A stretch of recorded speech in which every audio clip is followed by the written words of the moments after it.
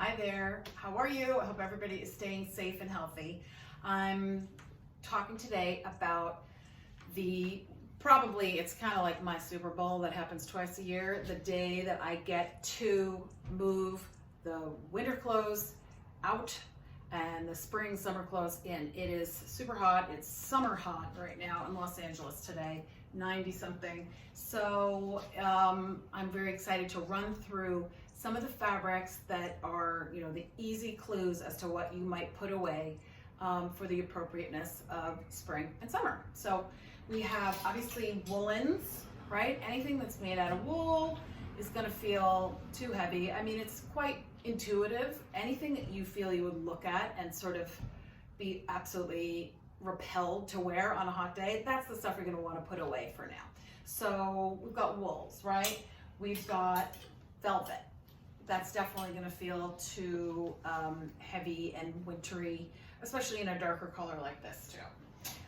Corduroy, this is another fabric that for me is just screams, fall and winter, and so off it goes.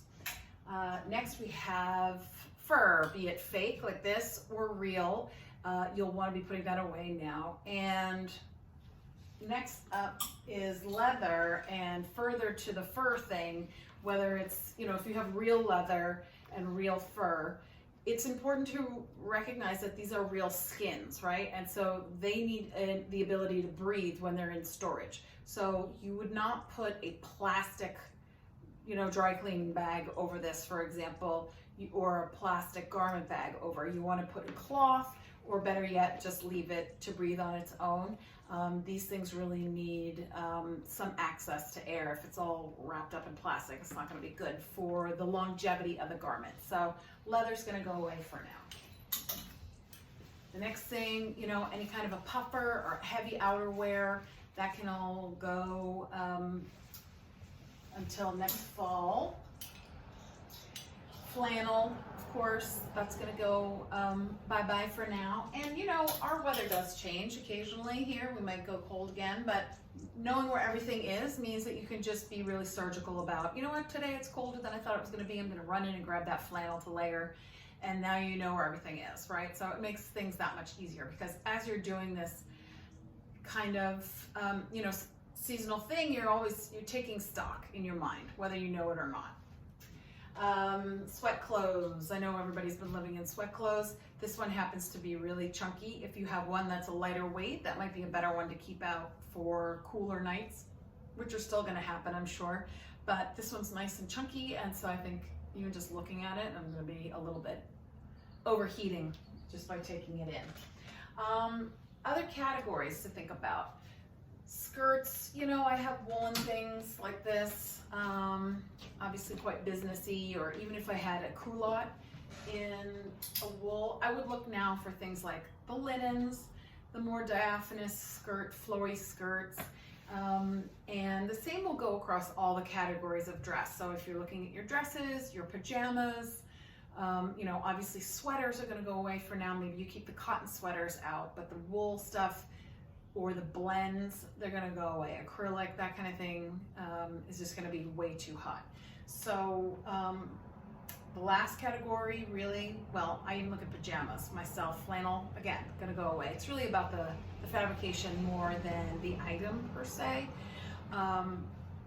Shoes, suede boots are gonna go away for me. Tall boots are gonna go away for me. Closed-toed shoes, especially here in Los Angeles, we have the luxury of wearing sandals, so many months of the year, and that is very welcome right now. And so sandals are going to come out.